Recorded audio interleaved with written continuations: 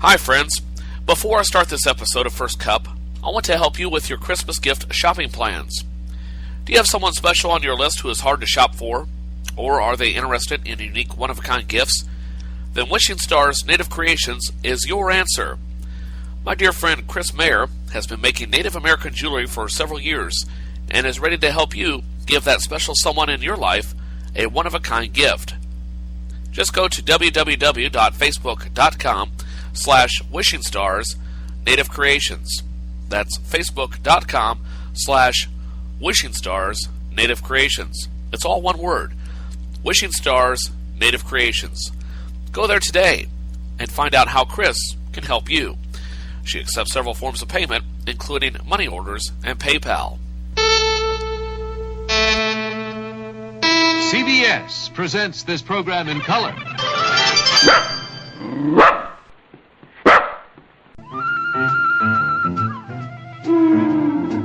Who are you writing to, Linus? This is the time of year to write to the Great Pumpkin. On Halloween night, the Great Pumpkin rises out of his pumpkin patch and flies through the air with his bag of toys for all the children. Dear Great Pumpkin, I'm looking forward to your arrival on Halloween night. I hope you will bring me lots of presents. You must get discouraged because more people believe in Santa Claus than in you. Well, let's face it, Santa Claus has had more publicity. But being number 2, perhaps you try harder. Everyone tells me you are a fake, but I believe in you. P.S. If you really are a fake, don't tell me. I don't want to know. What are you doing, Linus? I'm writing to the Great Pumpkin. You say the cutest things. On Halloween night, the Great Pumpkin rises out of the pumpkin patch and flies through the air to bring toys to all the good little children everywhere. Wouldn't you like to sit with me in the pumpkin patch on Halloween night and wait for the Great Pumpkin?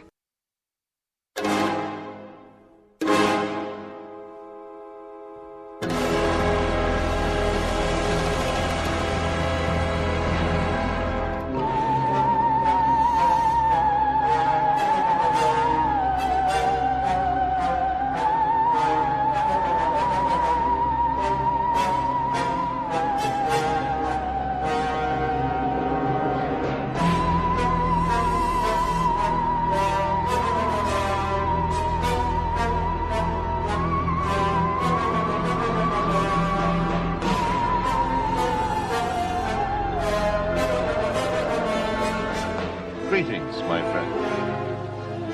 You are interested in the unknown, the mysterious, the unexplainable.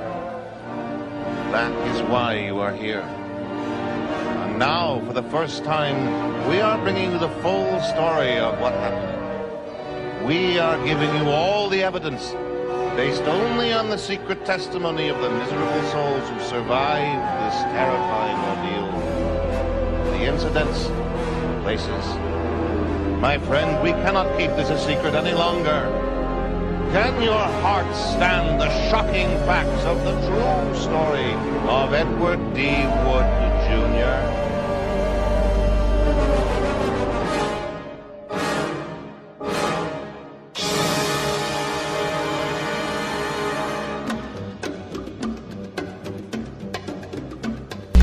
Happy Halloween, my friends. Welcome to First Cup for October 31st, 2013.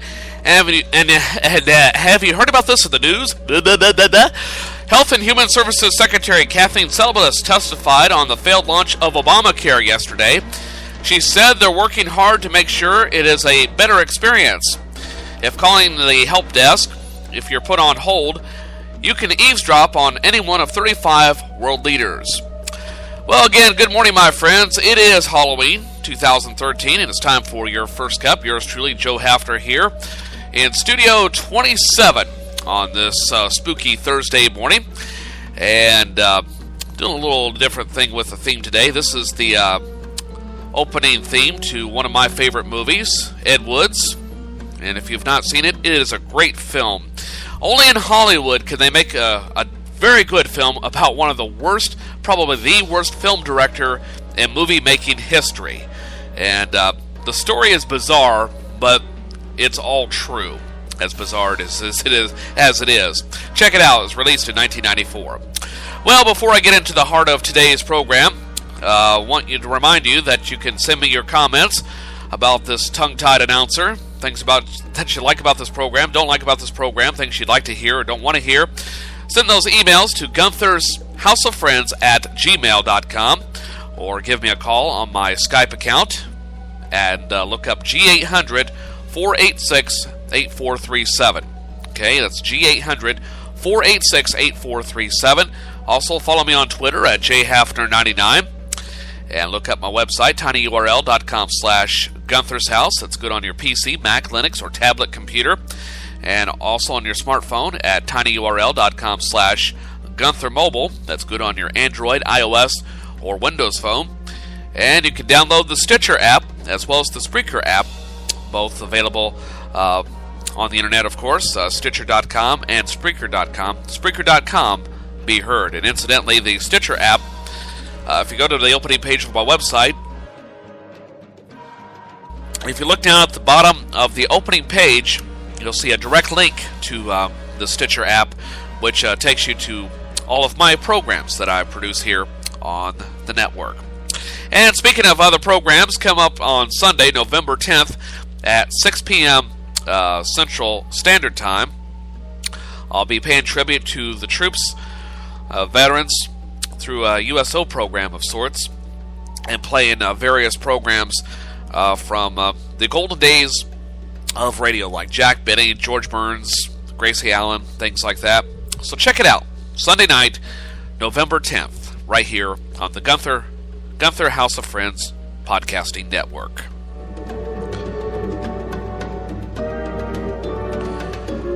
Well, we had a late night edition, second pot edition of this program yesterday due to technical issues yesterday morning. Hopefully have those resolved, and we'll get into the heart of the program as we speak. It is Halloween 2013. Of course, horror stories for Cardinals fans.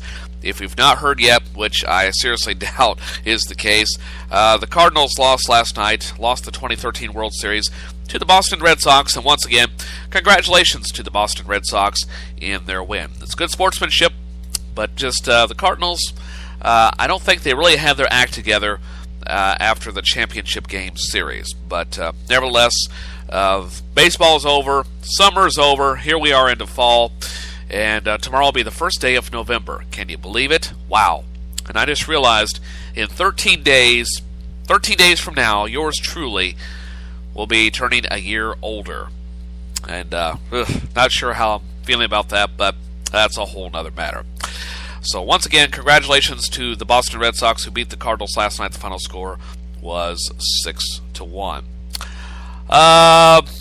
Talked about this quite a bit last night on the program, so I'm not really going to go over Kathleen Celebus again at this point. Nothing has changed overnight, other than the fact that this comment that she made a couple weeks ago really bothers me, and I'll play it for you right now. Just want to put it out there for posterity's sake, okay? Well, the majority of people calling for me to resign, I would say, are people who I don't work for and who do not want this program to work in the first place. I have had frequent conversations with the president, and I've committed to him that my role is to get the program up and running, and we will do just that. Now, regardless of your political affiliations, that was a very stupid thing to say, especially in a public forum, and to admit that. Even if you work directly for the president, you also work for the American people, ma'am.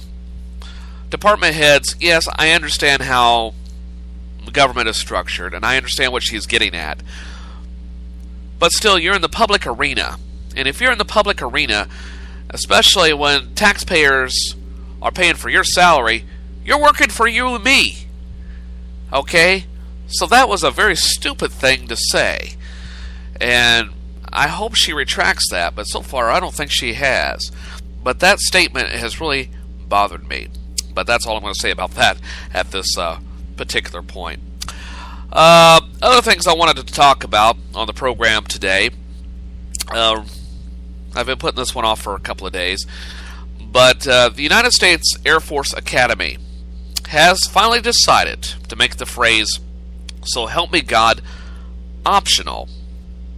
Let me repeat, optional in its honor code after an activist group protested that requiring all cadets to recite it violates their rights. And I say, way to go, U.S. Air Force. This was a good move. I don't think you should be forced to say this. As I've stated in the past, I think phrases like "in God we trust" on our money should be revoked, should be repealed, and also it should be removed from the Pledge of Allegiance. After all, it was not put in the original Pledge of Allegiance. It was added about 60 years later after the original Pledge of Allegiance was written. And I don't think that people should be forced to say that they believe in a God when they might not. Okay? I personally do not believe in any deity. I don't believe in the supernatural. I believe there are things that are unexplained, but I believe in time science will explain everything. It's just, there are just some elements that we cannot comprehend yet. But I don't believe that there's this all-knowing, all-powerful, supernatural deity up there or out there or wherever saying that, well, I know everything, but I'm not going to tell you. What kind of parent does that? Now, I admit there are things that we have to learn on our own. But to say that there's this some sort of mythological conspiracy or withholding of information, I just don't buy that. So I commend the United States Air Force Academy Air Force Academy for making this an option. You still keep it on the books, but you don't advocate it, you don't endorse it. You still honor people's beliefs, allow them to express their beliefs if they are so inclined. With that being said, though, before I get back to this story, the reason why I don't like "In God We Trust," and I believe I've stated on this program before, but let me put it out there once again, is that it goes back to an era in which there was a lot of paranoia about communist and socialist in this country, namely communist, especially back post World War II, primarily the late 40s throughout the 1950s. And the reason why "In God We Trust" was put on there was to corral people into this feeling that God is going to protect us, that we're honoring our Christian heritage, our Judeo-Christian heritage. But what about someone who comes from an Islamic country or a Buddhist country? Are they going to feel the same way? Now, a Muslim, Islam is an offshoot of Christianity. It is one of the three basic religions from the Middle East. It had originated from Christianity, which originated from Judaism. Okay? So, there may not be as much, animosity in that regard. But takes for someone who is from an Eastern religion like Hinduism or Buddhism or Taoism, are they going to feel the same way? Are they going to feel as welcomed here? I don't think so. And plus, that kind of paranoia, I think, is irrelevant now. It is largely irrelevant. Now, I admit, some people have called me a communist or a socialist because of my political and religious beliefs. Well, that's their opinion. I'm still a die-hard American. I love this country with all my heart. Yes, there are flaws with it. There are things I don't like about it. And that's one of the reasons why I do this podcast, because it allows me to express myself. But this notion, though, that I'm a socialist or a communist, that is insulting, it's degrading, it's humiliating, and it is totally wrong. Okay? But, getting back to the story at hand here, the complete oath reads, "We will not lie, steal, or cheat, nor tolerate among us anyone who does, so help me God." The phrase alone, "so help me God," doesn't need to be there. But if you wanted to say it, okay, all right, fine, more power to you. Cadets are required to cite the oath when they complete basic training.